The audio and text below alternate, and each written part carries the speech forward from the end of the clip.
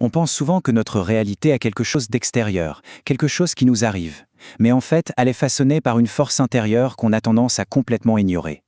Et si on pouvait apprendre à diriger cette force pour construire la vie que l'on désire vraiment? C'est exactement ce qu'on va explorer ensemble.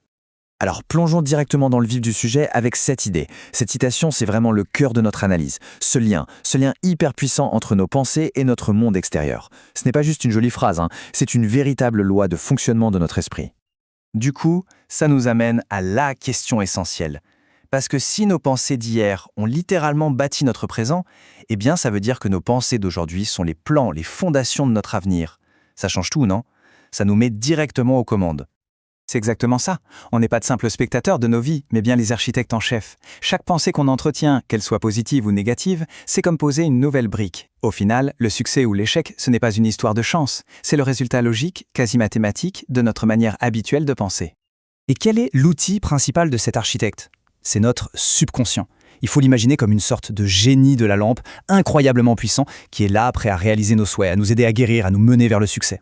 Le truc avec ce génie, il ne juge pas. Il exécute simplement les plans qu'on lui donne à travers nos pensées les plus fréquentes, quels qu'ils soient. Pour que ce soit bien clair, on va prendre une analogie toute simple. Imaginez que l'esprit est un grand navire. À bord, il y a deux entités qui dirigent tout. Le capitaine sur le pont et l'équipe en bas dans la salle des machines. Leurs rôles sont très différents, mais ils sont obligés de travailler ensemble. Et c'est là que ça devient fascinant. C'est la clarté des rôles. Le conscient, c'est notre capitaine. Il réfléchit, il choisit la destination, il crie les ordres. Le subconscient, lui, c'est la salle des machines. Et dans la salle des machines, on ne se demande pas si les ordres du capitaine sont une bonne idée. On les accepte, sans poser de questions, et on met toute la puissance des moteurs en marche pour les exécuter. Le subconscient ne fait aucune différence entre le bon et le mauvais. Voilà, ça c'est la définition un peu plus technique. Le mot-clé ici c'est non résonante.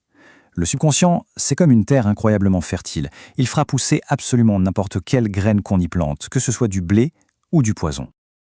L'enjeu, on le comprend bien, c'est de choisir très consciemment les graines qu'on décide de semer. Cette citation de Joseph Murphy, elle résume ça à la perfection.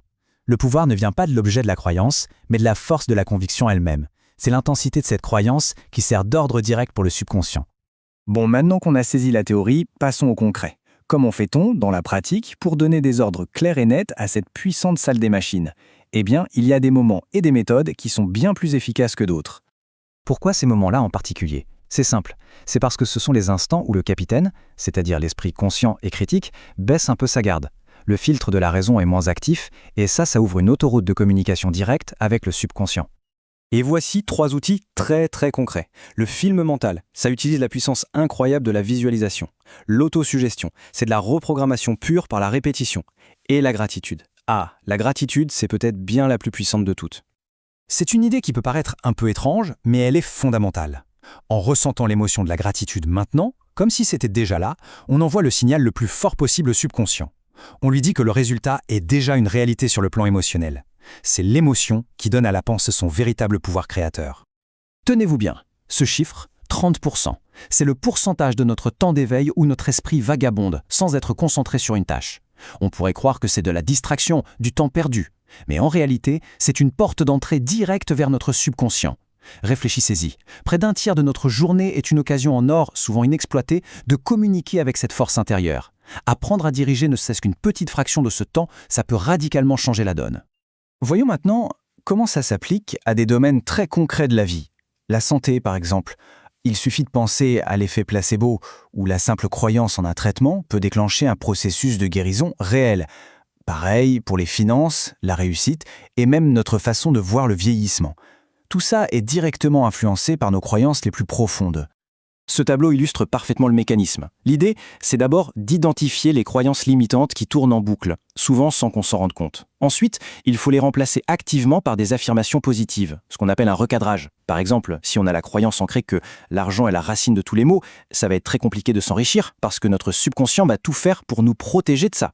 Il faut donc changer la commande à la source. C'est une affirmation assez directe, mais c'est un bon baromètre. Nos circonstances extérieures sont en quelque sorte le miroir de nos pensées habituelles.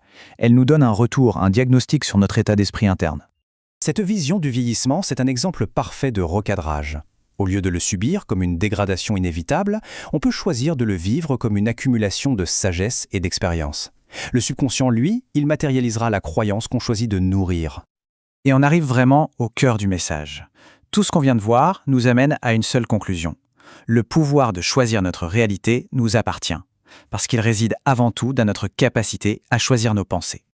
Ça, c'est un point absolument crucial. Chacun de nous a le pouvoir de filtrer ce qui vient de l'extérieur. Quand quelqu'un émet une opinion négative, cette pensée reste inerte tant que notre esprit conscient ne l'accepte pas pour la transmettre au subconscient. On est le seul et unique gardien de notre propre esprit. Donc si on devait résumer, voilà les 4 piliers à retenir. Premièrement, les pensées sont créatrices. Deuxièmement, le subconscient est un exécutant fidèle mais aveugle. Troisièmement, il existe des outils concrets pour communiquer avec lui. Et enfin, la clé de tout, c'est la constance, la répétition. On va terminer sur cette question, qui est aussi une invitation à la réflexion.